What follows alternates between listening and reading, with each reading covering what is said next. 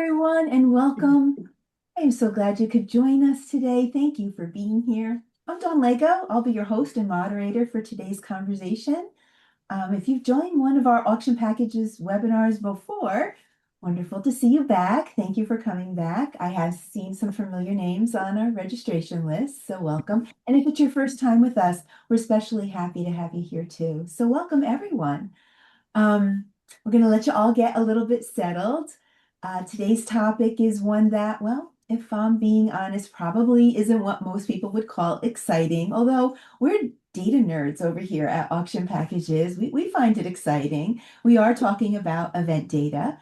And while reports, spreadsheets might not be everyone's favorite part of fundraising, the story behind the numbers can be incredibly valuable.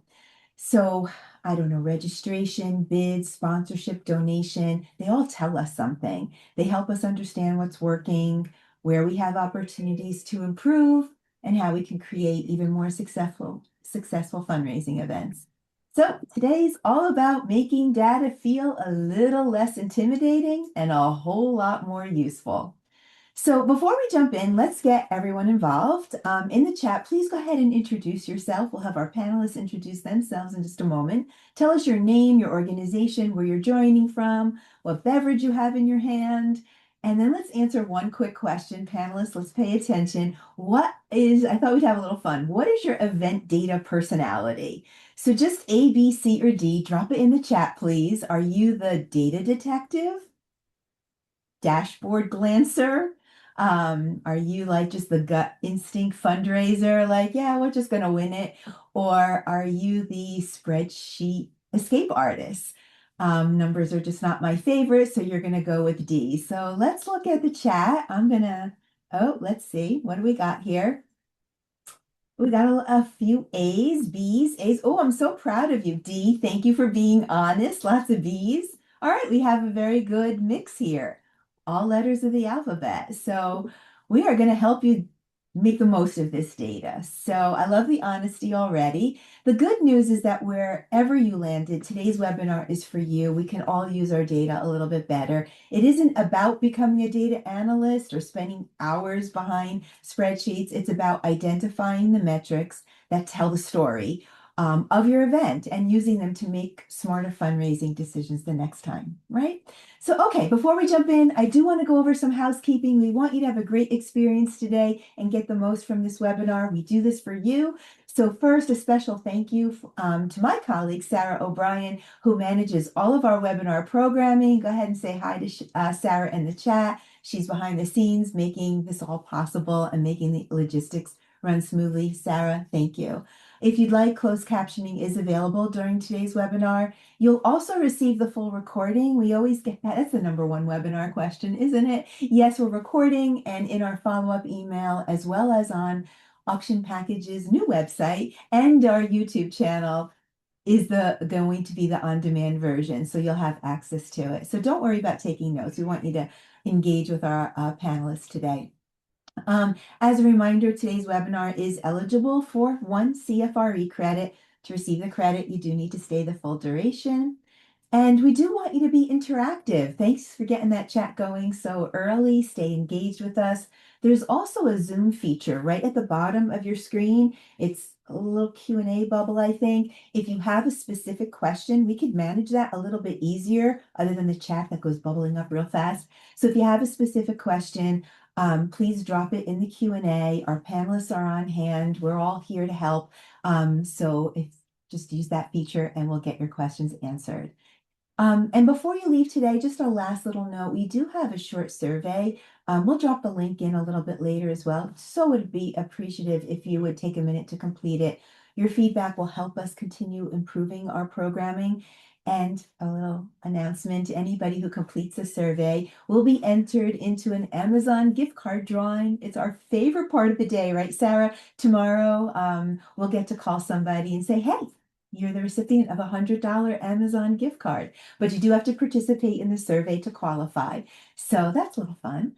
All right, let's get started. Here's where we're headed today. We're going to talk about why event data matters, why it's one of the most valuable planning tools you have, We'll explore the metrics that deserve your attention and just how to interpret what they're telling you, and just how to make those insights, turn them loose on your fundraising decisions. We'll also explore some common pitfalls and we'll wrap up with some practical takeaways that you can put to work right away. So I'm excited to introduce our panelists. It couldn't be possible without them. We brought together a terrific group of fundraising professionals, each with a different perspective, which we like. We like a lot of different perspectives.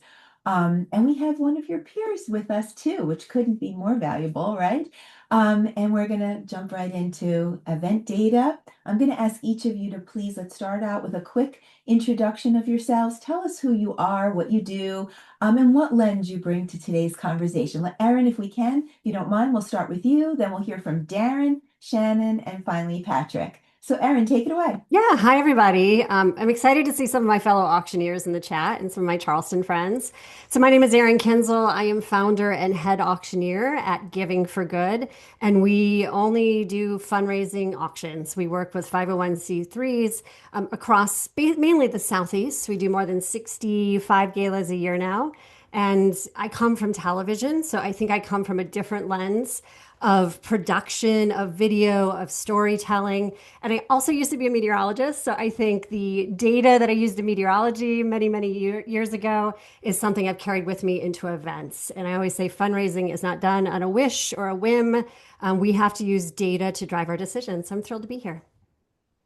Thanks, Erin. I didn't know that. Fun fact, a Yeah, meteorologist. I have to fact. add that to your, yeah, Yes. I didn't know that. Learned something today. All right, Darren, how about you? Right in my neck of the woods, where I could hit a golf ball and reach you, I think, right about now. That's right. Well, excited to be on a panel with such amazing folks and be with Dawn. I'm Darren Port. I'm the CEO and founder of Powered by Professionals. We're a fundraising and event management firm based in New York City. We started the company 25 years ago, so we just had our 25th anniversary party last night. So I'm dragging a little today, but it's going to be a wonderful webinar. Really looking forward to it. And we help with galas, run walks, concerts, runway shows. Uh, Not only producing those events, but actually the fundraising strategy around those events and fundraising, making sure those events are your signature events are very successful. So I'll look forward to sharing ideas during the webinar. Nice to meet everyone. Thanks, Darren. All right, Shannon, over to you. It's so great to have the voice of the nonprofit and all your peers that you can share insights with. So, want to introduce yourself, please? Hi, everyone. I'm Shannon Rice. I am the director of signature events for Make-A-Wish South Carolina. So my big event is our gala, which we finally broke the 1 million mark in March. But again, that was thanks to me being a data nerd when it comes to my events. Um, Fun fact, since Erin shared a fun fact, I'll share a fun fact. I started my work with nonprofits, working in companies and banks giving away their money. Then I decided it was time to start begging for the money. So I moved over to the nonprofit realm and then decided to really go nonprofit and take a break and had my own goat farm where I made cheese. But then came back to the actual nonprofit world, in Charleston. So happy to be here and super excited to share what I have been able to accomplish. Meteorology and goat farming. Okay, got it. Patrick, last but not least. I love it. I'm Patrick Kirby. I'm the founder of Do Good Better Consulting. We're a firm up here in Fargo, North Dakota. We help nonprofits suck less at fundraising. I mean that in the nicest possible way because we're all accidental fundraisers. Nobody teaches us how to do this. And so we just kind of meander around until someone tells us the right answer.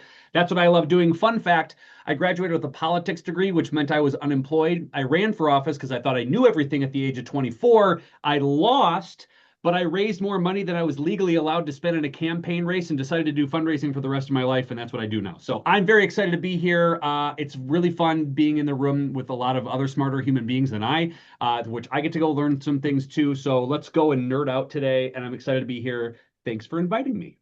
You're ready. We're going to nerd out. So I hope our audience is ready to nerd out with us. Yes. I do want to level set first. I'm going to kick it off with Shannon, just about because I would love your perspective. What does success look like? Like, let's just level set. I really think when we go to thinking about a successful fundraising event, it's we had a goal. Did we hit the goal? Didn't we hit the goal? We did, success. We didn't, not success. I don't know that that's really the truth. So Shannon, give us your perspective on that. Sure. So, fundraising, that is, it is never something that we can depend on. We can't depend that if we set a goal, we're going to hit it. We have so many factors out there that are going to affect what we're doing.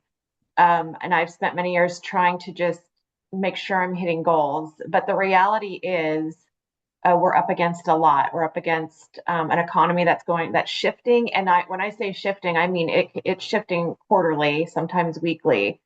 I've held events that were right after a market crash. So I've been in fact, so I might have a goal set super high, and then that happens and it drops. So basically, what fundraising is networking and knowledge and relationships. And so, what I would say is to be successful, one needs a very strong committee. And when I say strong committee, we decided to move in a direction where we took it away from our board. We went out and sought a whole different group of people, someone who was super engaged in the community, who understood our mission, who cried every time she heard a wish story.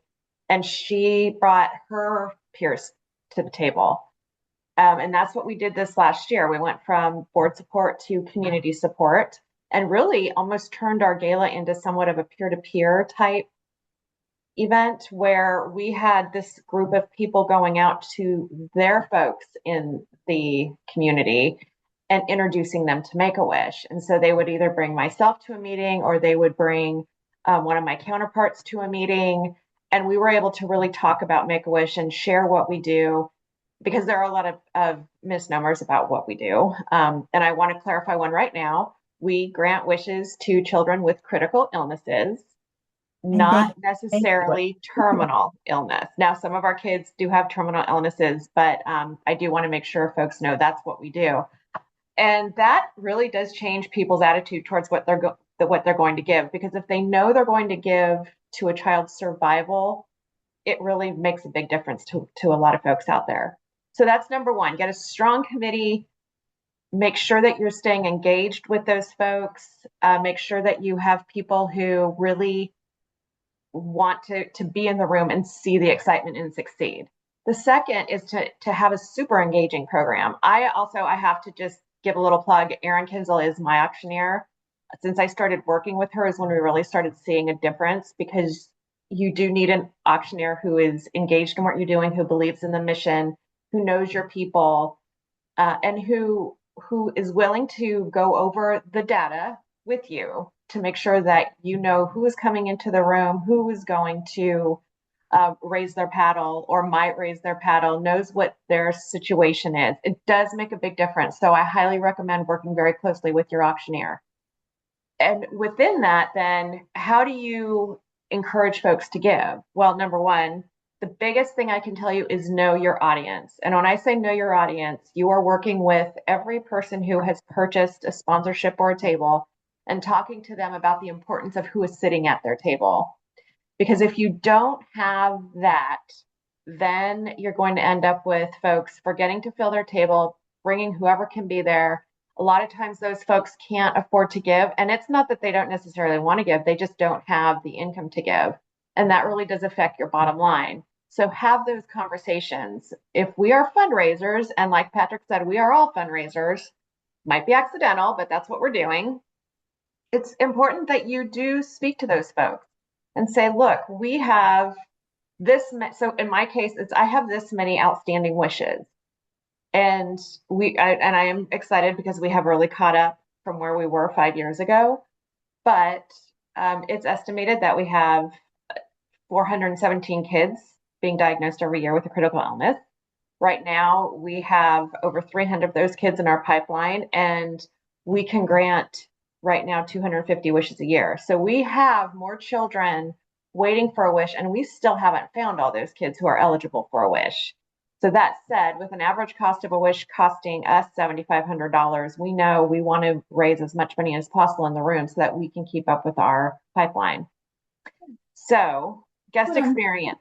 what Yeah. I'm hearing a little bit is that, and this is a theme that we've heard all year Mhm. long, that that deeper engagement and Mhm. creating the community defines success just as much as any other metric. So we want to dive into how do we get the data that points to that. And Shannon, for you, thank you so much for what you do. I'm familiar with the Yeah. Make-A-Wish mission. I hope everybody in our audiences, all missions are equally important, but what you do is very special. And thank you for what you do every day and for clarifying the mission. But Patrick, let me throw it over to you. Yeah. Just level setting, what does success look like? When what else are we looking at when we're defining success? And then we're going to jump into data points. I love it. Well, I'll give you, I'll nerd out with the numbers, but here's what you want. Do you have the right people in the room? That's it. Do you have the right people in the room? Are they affluent and are they influential and do they have the affinity for your organization? If you have that in your room, you're going to be a-okay. And if you need to know who that is, the least sexy part about anything fundraising is list building. We know it's super boring, but just lay it out. Rank all of your donors that you want to be in at the event or people who've been there before and rank them A through F. A is your super affluent, everybody who just loves your organization, the best of the best of the best. Rank them in A. Everyone who has no idea who on earth you are and have never heard of your organization are going to be ranked at F. And you want to get as many of the A's and B's as possible. And so just go through it and say, they've been with us for a number of years. They gave us a major gift 2 years ago. They gave us a major gift the last 2 years, whatever that is, rank them in order. It's okay. Nobody's going to see that list except you and your friends, but rank them and get the biggest and the bestest and the brightest in your room. They will show up for you. You tell a great story that Shannon said. Have somebody like Aaron, who is a masterful MC and actual auctioneer, kind of bring everybody together, and poof, with all your AV friends that Aaron will have, then you get the best event in the entire world. That's how you do it. AB friends, got it. Okay, so we're creating that community of AB friends, and the more we have of that, that kind of sets the stage for success. So now we're at the beginning, right before the event. And when I first met Darren Port from Powered by Professionals, he hit me with this right away. Like, we run everything we do by data, and I'm like, well, they have actually have a data person on staff. And I've been very intrigued ever since. I've seen some of the spreadsheets. So I want to start with Darren. What are the most important metrics that our audience should be looking at and establish before an event? And why do those benchmarks matter? How do you get to those benchmarks, Darren? Sure, sure. I think something really important is putting together a spreadsheet of projections, and when I say that, is understanding what is the final goal we're trying to get to for this event, or where do we have to get past? If it's $1 million or whatever the number, say it's $1 million, and you it's like, well, we can definitely do it. Okay, well, how are you going to do it? You don't want to necessarily have 700 people in a room. You might want to have 300 people in a room. Well, if you're going to have 300 people in a room, you have to break down how is that money going to come in? Is it coming through sponsorship? If it is, how much is a table? How much is a seat in the room costing? And well, we have people that we want to give that can't give at that level, right? So what are we going to do? Okay, maybe we allot 40% of the seats for either a lower price table or individual tickets that are not available to the public that may go to select board members, select people who are really connected to the cause. And then we have the upper level stuff that gets us to our number. And then we know we have Aaron and others who are going to make the night special night of. So we have number projections for those as well. And we get to our number, the amount of people, what each seat costs, and how many sponsorships we have to sell at 100,000 or 50,000 or 10,000 or 5, whatever the numbers are. You're not giving a table for 5,000, you're giving 2 seats because that's what you're working with. I can share this with anyone after the meeting. I can show you an example of a projection spreadsheet, what we do, but it's very important to have that look ahead so you know what you need to do to get to the numbers you want to reach. I know that spreadsheet, and I think everybody here wants to see it. So you want to reach out to Darren to try to get ahead of that. But Aaron, anything else to add to this? Yeah, I'm just going to echo everything everybody said. Me specifically, as like the live fundraiser in the room, Shannon knows this well. Our data shows us that, you have to set a goal for the paddle raise. So whatever you want that paddle raise to reach, our data shows that if we have 30% of it pre-committed, meaning I know that I'm going to have leaders in the room. When I say I ask for $10,000, that's going to go up, 2 5s are going to go up, etc. Typically, if we have 30% pre-committed, we can hit that goal. So we would love to have more committed, but we know going into the night who the leaders, who the momentum makers are. So we're not opening to crickets. And I'll add to that too, Make-A-Wish is a wonderful example because as the auctioneer, I love to have a driving number. So for Shannon and Make-A-Wish South Carolina, it's $7,500. So within that paddle raise, $7,500 grants a wish. Within the live auction, hey, if you just bid $1,000 more, we're going to grant another wish. So if you can find that one magical number throughout your night and continue to repeat it, that also boosts your fundraisers and boost your numbers, I should say, and the participation because it's such an important magical number, as I say.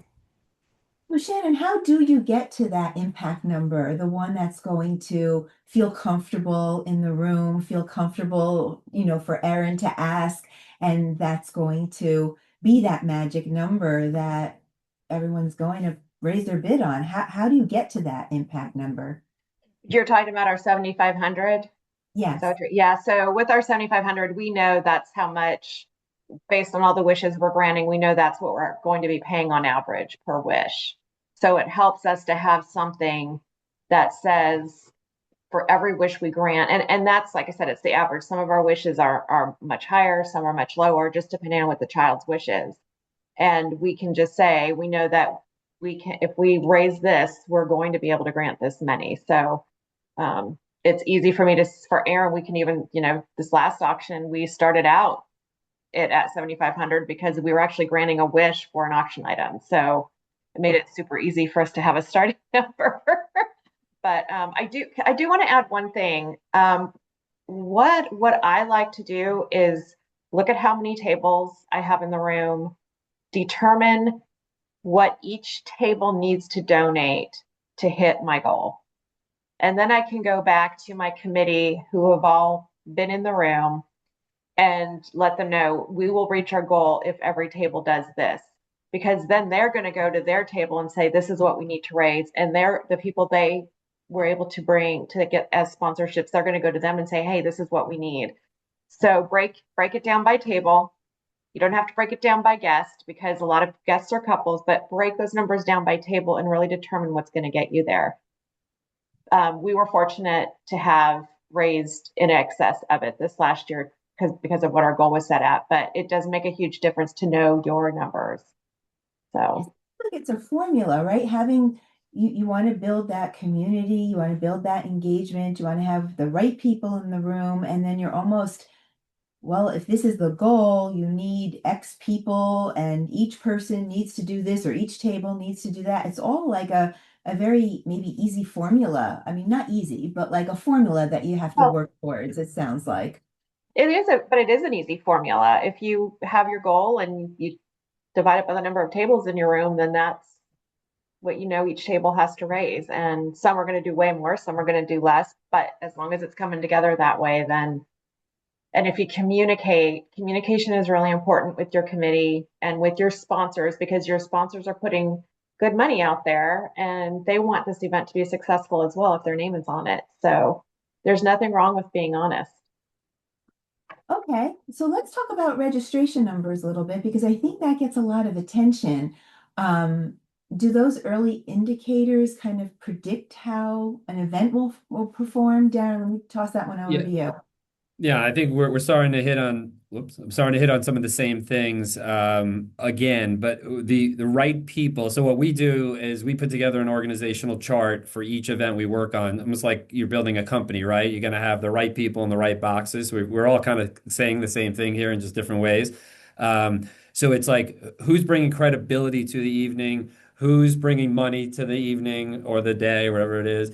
And who do you have a wow factor? Is there some kind of excitement going on? And if you put the right people in the right roles, you're going to have a successful event. So the registration numbers aren't necessarily the main indicator. It's more, do we have the right people in the right places? Have we explained to them what their responsibilities are? And have we given them enough tools so they can be successful, right? I mean, that's really what it comes down to. And you've heard everyone, I feel like, say it. Find the right people, give them what they need to be successful, and put them in a role where they can be successful, and then understand what is that going to add up because you have your projections, you kind of know what you have to get to. Is this going to enable you to get there?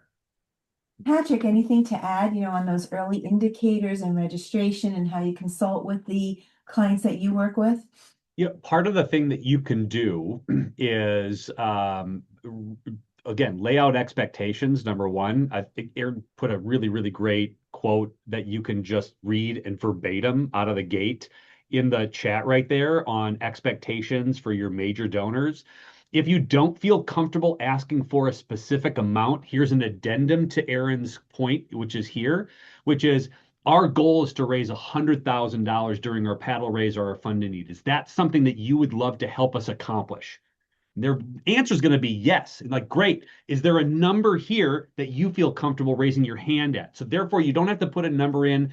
It's a nice way to like talk to them about fundraising and then actually get them to say a number out loud without you being like the weird one going, could you give me $1 million? Because that feels gross and we always want to vomit in our mouth when we say that. But you let them say that word out loud, but it's the same framework. This is the goal. Will you help us get there? And could you pick a number here that'll help us rock and roll? That's a lot easier and tolerable for those that just, don't feel comfortable saying that word out loud. Yep. And I'll also quickly add, it depends on the donor's personality, but some people are competitive and they love a good match. So if you have a donor who's like, hey, do you want to help boost things? And we'll dangle out a $10,000 or $20,000 match. If we get 20 donors at $1,000, you'll ante up the money. Like they love that. The room loves that. So that's my favorite thing. Shannon knows this as we get really close to the event, just doing the math and figuring out how we're going to present it on stage. Right. And what Aaron was saying, like pick a level. What's the level where we feel like Mhm. we have some traction, but this would actually take it to another level if we use the Based match on there, data. right? Yeah. What level, right? And one other thing there, what Patrick was saying a little bit, we do like you want to look for that leadership gift, that big gift to kind of kick you off.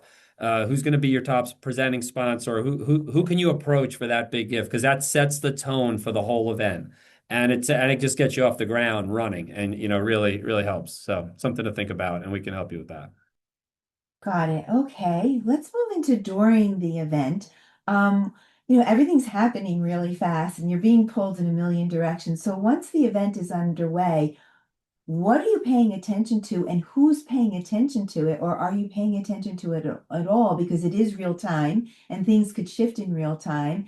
And, just how are you improving that guest experience in real time as things are happening so fast? Shannon, I'm sure you have a lot of experience here. So let's start that with you.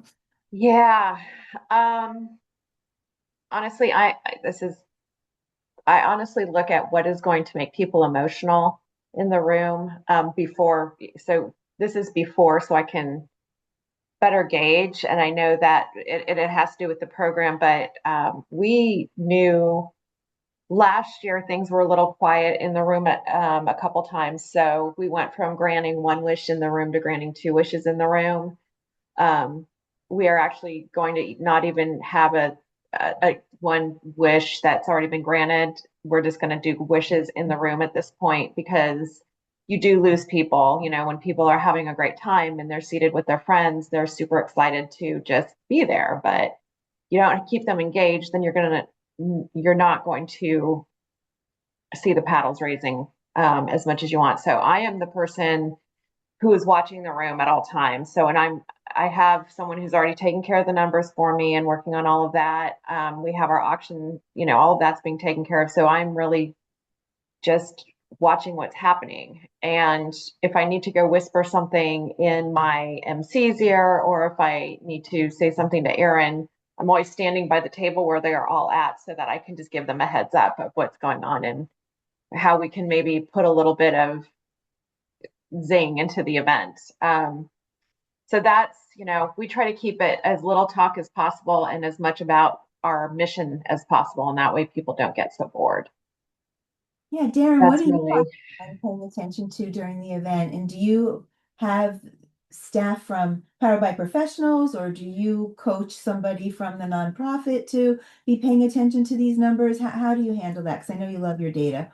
Yeah, no, so we're usually running different components of the event from registration to, the AV and the stage and so on. I mean the script and making sure that the script is tight. I saw I know, and Erin would say this if she didn't already, is that, you want to have your auction at the right time.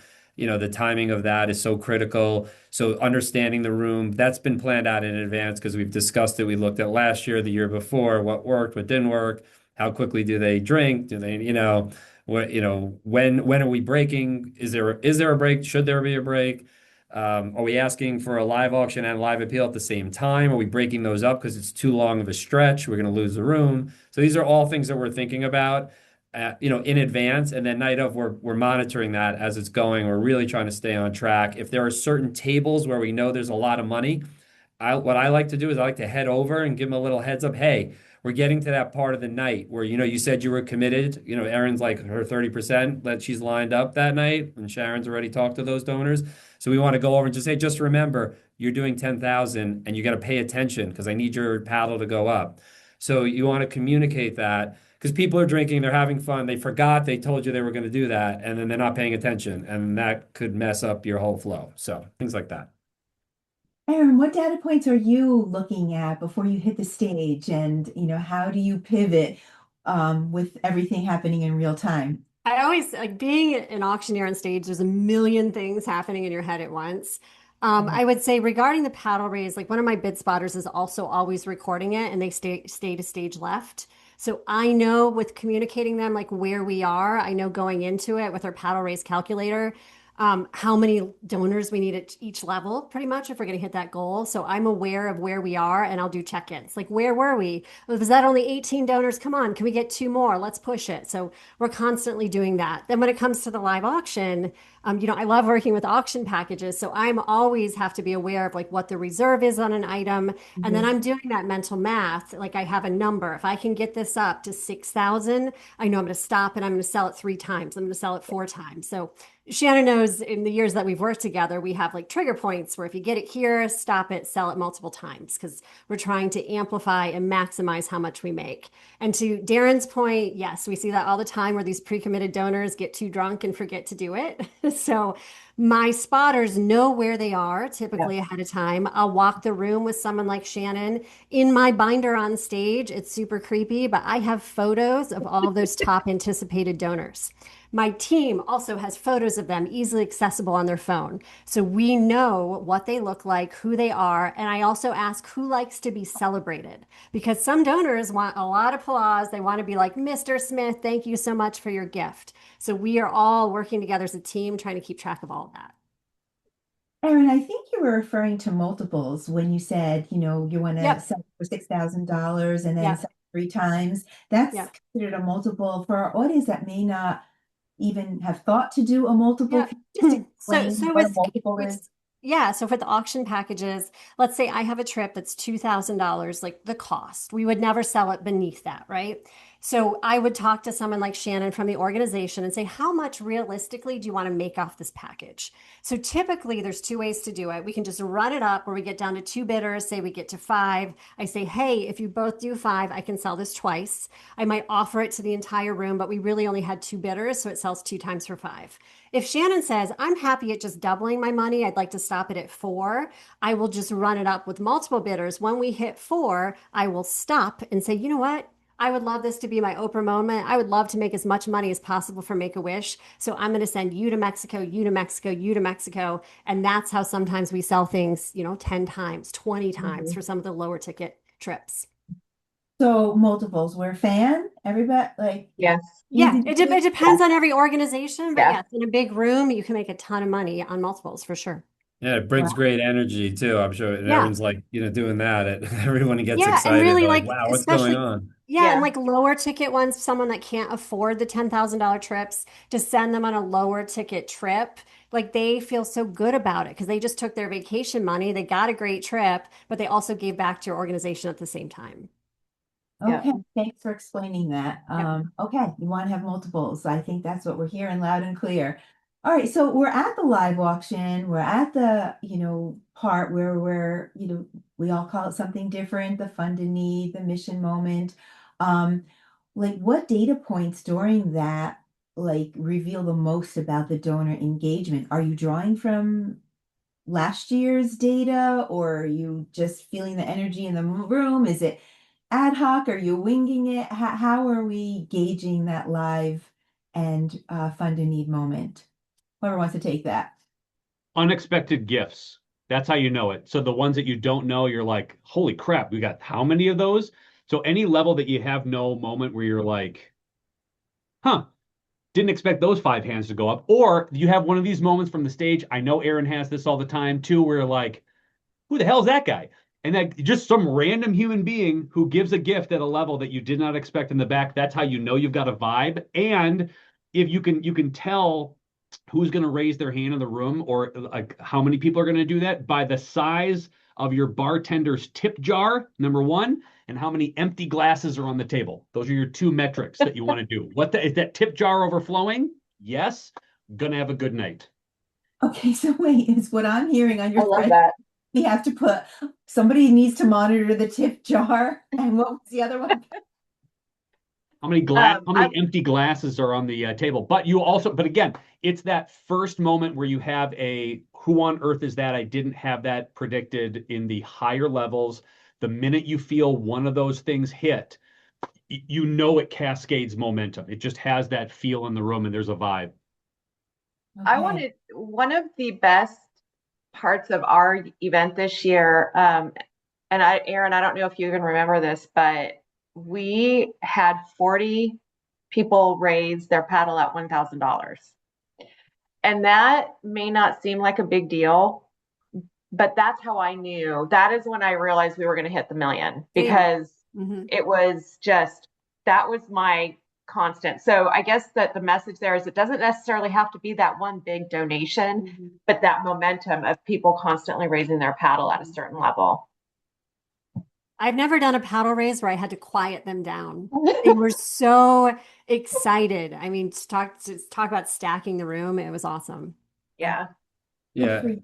And one Congratulations. one thing on the paddle, like we would sometimes do a paddle drop at the end. I'm sure Aaron Yes. has done this, where you have like some amazing prize, and we're like, actually, at this final level, just everyone who wants to be, we're gonna pick somebody in the next 5 minutes who just drops their paddle into a basket. We're gonna be running around real quick collecting, and if you get, we had one event, there was 170 people put their paddles in at like 100 or 200, whatever. There was some number in that range. So you were like, wow, we engaged this room. People were connected, they were following along, they were moved by the program, and our auctioneer had their attention. So, it's just like it's like understanding how the event went by a moment like that. You really have to pay attention to these little things. Who's dropping paddles? Who's giving it 1,000? How many empty glasses? What is the tip jar? I mean, you really just need somebody focused on the whole room, it sounds like. Yeah, and you need to the timing is so important because then at the same exact setup at a different event and it got too late, program went too long, speeches went too long, and then that moment happened late and people were not paying attention enough and the results were dramatically different. So that just helps you with your data the next year. It's like, wow, we really got to tighten the program or we need to be over by 8 or 8:30 or 9, whatever the number is. But you need to understand that because it really affects the bottom line. So I'm going to ask each of our panelists, when should you have your most of your fundraising completed by for an evening type gala event? Um, Shannon, what time do you think fundraising should be completed by? Oh, 9 o'clock. Aaron, 9. Patrick. 2 days before.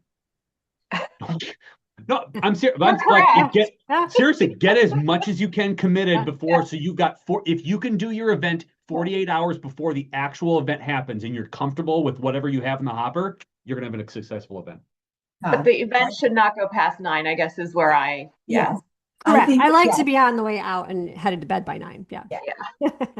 But Yeah, nine Aaron, nine is we're the even witching doing hour. It's terrible. Don't do anything after 9. We're even doing the auctions earlier, closer. If the program starts at 7, the auctions are happening sometimes, or the live auction will happen before dinner, and the appeal will happen right after dinner. And there's Hmm. still like two major speeches after that. So you're not doing it at the end. You're mixing it into the middle of the program. so that people are kind of locked in. No one's leaving. They can't leave because the honorees be getting an award next, or someone who, most of the people in the room came to see, right? Who brought the most people? If they're speaking, they're after you raised your money. Or if Okay. you think they're going to be so compelling, they're right before you raise your money. But make as long as it's not too late.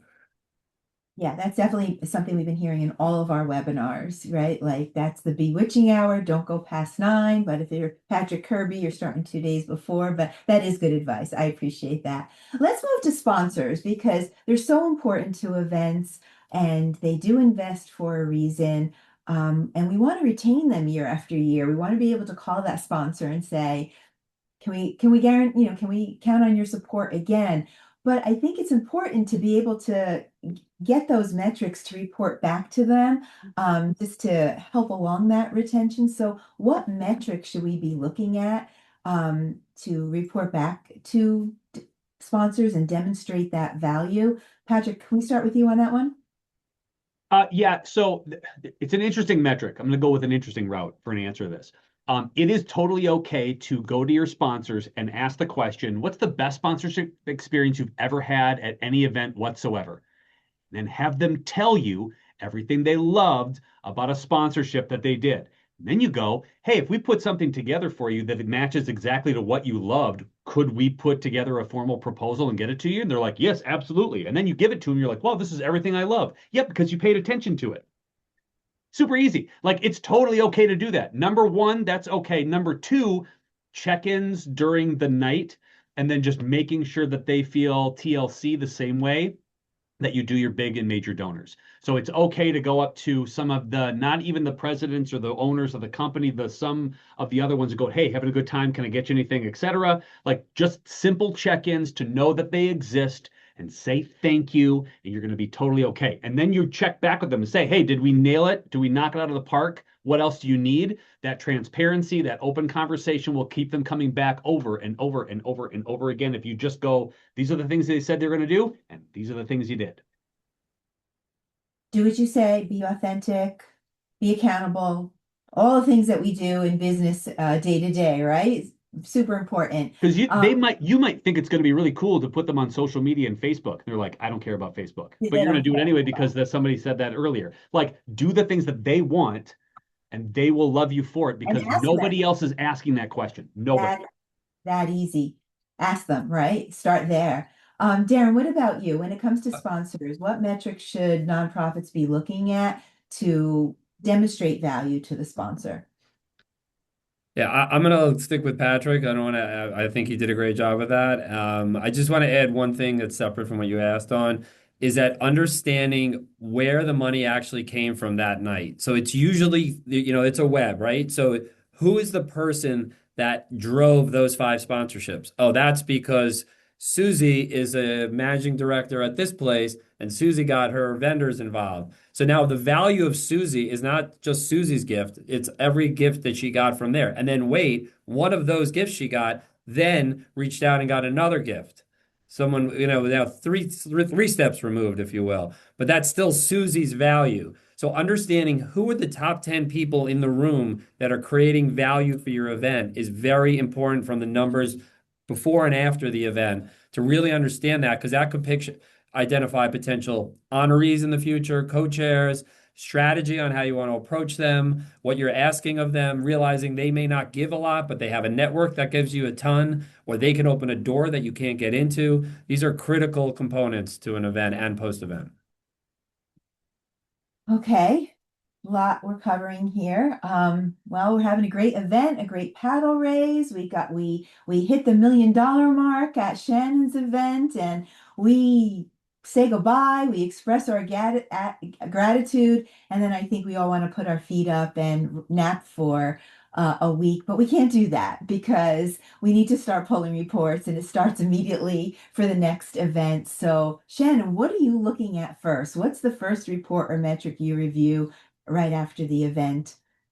The first I review is total dollars per donor, honestly, and then I break it down to see what the average was in the room, to see if there's any names that are new that I don't recognize, um, just to make sure that or not just that, to see that the folks that I expected to give, to see if they did give and at the level I expected.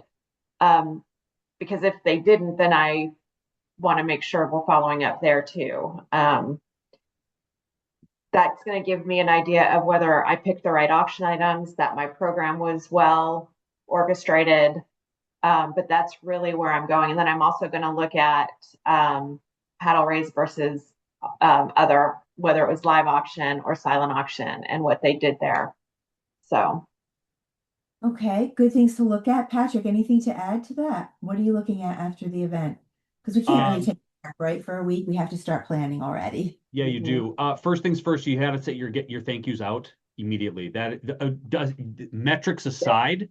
If you don't thank them, they're never going to give to you again. You've got maximum 30 days to write a thank you note and get those things out, especially to your major donors. Make sure that you, by the way, this is a supercomputer. Did you know this?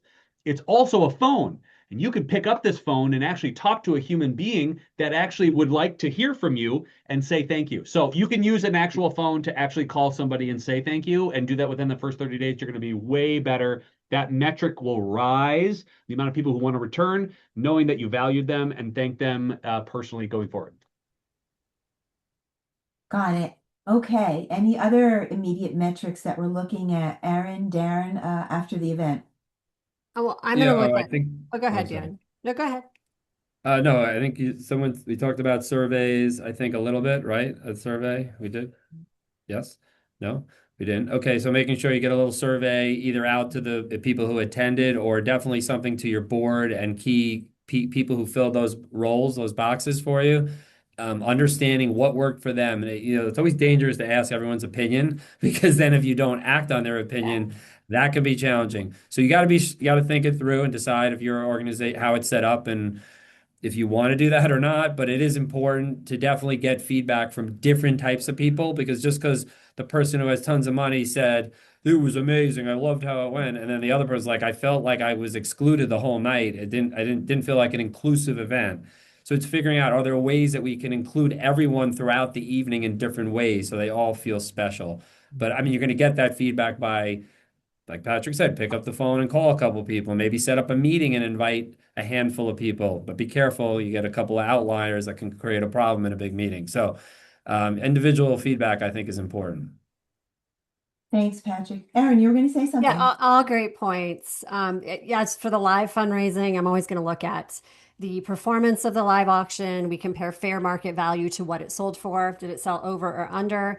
We use that data for next year to see if we want to replicate any items if something did really well, or certain types of items. If it didn't do well one year, then maybe we just cut it the following year. So we use that year to year. Also, we track paddle raise participation. Ideally, we would like to raise more money year to year. Sometimes, things happen in the economy. That's not realistic. But the participation rate is what we would like to see grow, because if that continues to grow, we know that we are telling a good story and we are being emotive. So, participation rates. You're going to take your number of guests. I don't know, Darren or Patrick, if you guys do this differently. I usually divide by two because most people come as couples. Simple math. So if we do it, we take 100 guests, divide by two. So that would be 50 wallets in the room. Then of those 50 wallets, how many people gave during that mission moment? Our data shows us that like 60% participation is a healthy-ish event. We have events that have 95%. Like that's where we would like to get you. But I love when we take a new client and it's like at 20%. I'm like, well, we need to fix something because people are not donating during that mission moment. So it's just a good guiding factor. So that's definitely a benchmark to look at year to year, what your participation is. So I'm Yes. kind of catching on here. You have the right people in the room, you're creating community, you have 90% participation, you have the right impact statements. It's kind of like a formula for success. That's what I'm kind of getting out of all of this. Did I get that right, panelists? How am I doing? Yes. I good? And I do want to point on what Aaron said in 2020. What year are we? 2026, 2025. We had 217 paddles distributed and 95 went unused. So that was a big goal for me. That's when I started looking at, okay, what is going on here? And that's when you're starting to look at who's at these tables.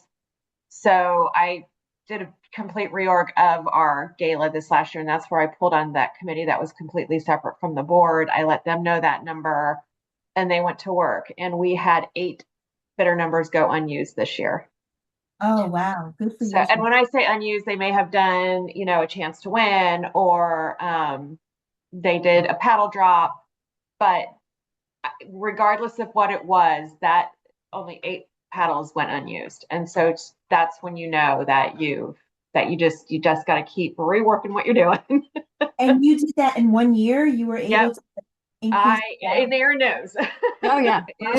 She was in the room both years. There was a Mhm. definite different Mhm. vibe in the room. And the year before had a great vibe. It just didn't have the paddles going. And So you don't need more money, more people to make more money too, which yeah, is a great point. yeah. Yeah. Wow. All right, we're going to turn some of this data into action and to our audience. Please keep your questions coming. We have one of our favorites here at Auction Packages, Siri Lippy. Hopefully you're engaging with her, as with all of our panelists, and you're getting all of your questions answered. Again, we do this for you, and we want to make sure that you're walking away with all the insights that you need. But how do we turn all of these insights into action for the next year? Who wants to take that?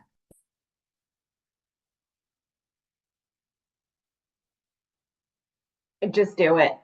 Just make a list of what you're not doing that you heard today and figure out how to do it.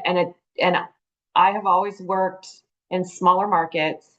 I've listened to the bigger markets tell me what they're doing, and I've figured out how to use it in my market. You can do it. It just might take a little bit finagling to get there, but it's possible. Someone did ask a question about that 30% commitment and how do you go about getting it in advance. One of the changes we made this year was that we called it our blue carpet, and we set at certain levels, if you donate by this date, then you'll get your name on the blue carpet. And it was the first year we done it, and I think we ended up with close to 50% of our pre-commitment this last year, as a result of putting something a little different out there. So there are ways. It's just their name on a blue carpet, but it makes them special. Everyone was there taking pictures of their name on the blue carpet, and so if you could do a red carpet, whatever it is, but depending on what you're doing, there are those folks who really love their recognition. So Yeah, FOMO is a real thing. So, yeah, yeah. okay, Yeah, and who else can turn these I insights into action for us? Darren, please. Yeah, I mean, I think you heard this from all of us. It is all about the people. So it always comes down to the people. Making sure you're finding the right people, you're giving them the tools they need, you're putting them in the right roles, you're understanding the value they bring to the table. These are components that you're gonna obviously have data around, and you need data sometimes to identify who those people are. But that is really what drives your events. You heard Shannon started it off with that from the beginning of this conversation. And, it doesn't work for Aaron if there aren't people in the room who really get it. And, and Patrick told you how to ask, what to say, and don't be shy, request it. Patrick, add to it. I feel like he's ready for something here. Always. You can't control when somebody gives, you can't control how much somebody gives, but you can control your field activity, the amount of calls, the amount of meetings, the amount of coffees, the amount of asks you have. That's the only thing that is controllable in fundraising. You get them into a room, you get a really sexy bunch of auction packages put together. You've got a really kick rear end auctioneer. You've got an MC who knows what the hell they're talking about. And you've got a great mission. Just talk to people and ask, and they will show up for you.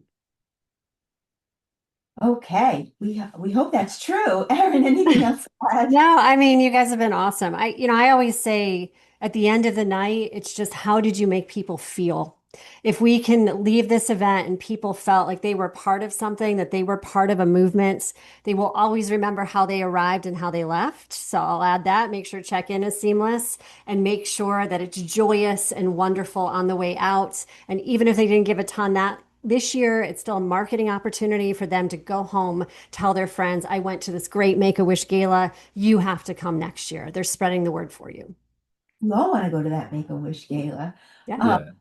And you also want to make sure if you can, you're figuring out how you're collecting money, right? And as the more you collect, either obviously Patrick's idea 2 days beforehand, if you have as much as you can get in the door beforehand, but even night of, we want to try to collect dollars before people leave and forget how moved they were by that amazing evening. And Erin just wowed them on stage and they committed, and then you let them leave. And then they sometimes forget how excited they were. So the more you can commit and get from them while they're in the room, is very critical. Charge them that night.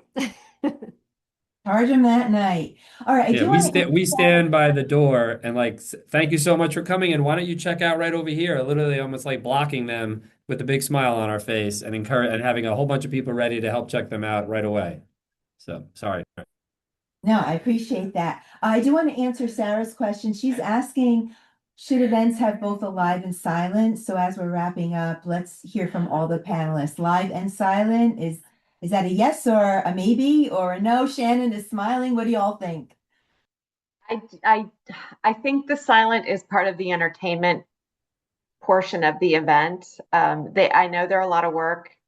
I think the best thing to do with the silent is to get as much out of it as you can. Make sure you have great items, that your percentage of value is higher. You don't need to have a huge silent auction, but something that people will enjoy is always important. I like a silent auction. Well, that's Everybody else. exactly, but see, that's why we have to do them. So, absolutely. Decorated from silent auctions. Exactly. But it's not your big money maker. You shouldn't be focusing on a silent auction.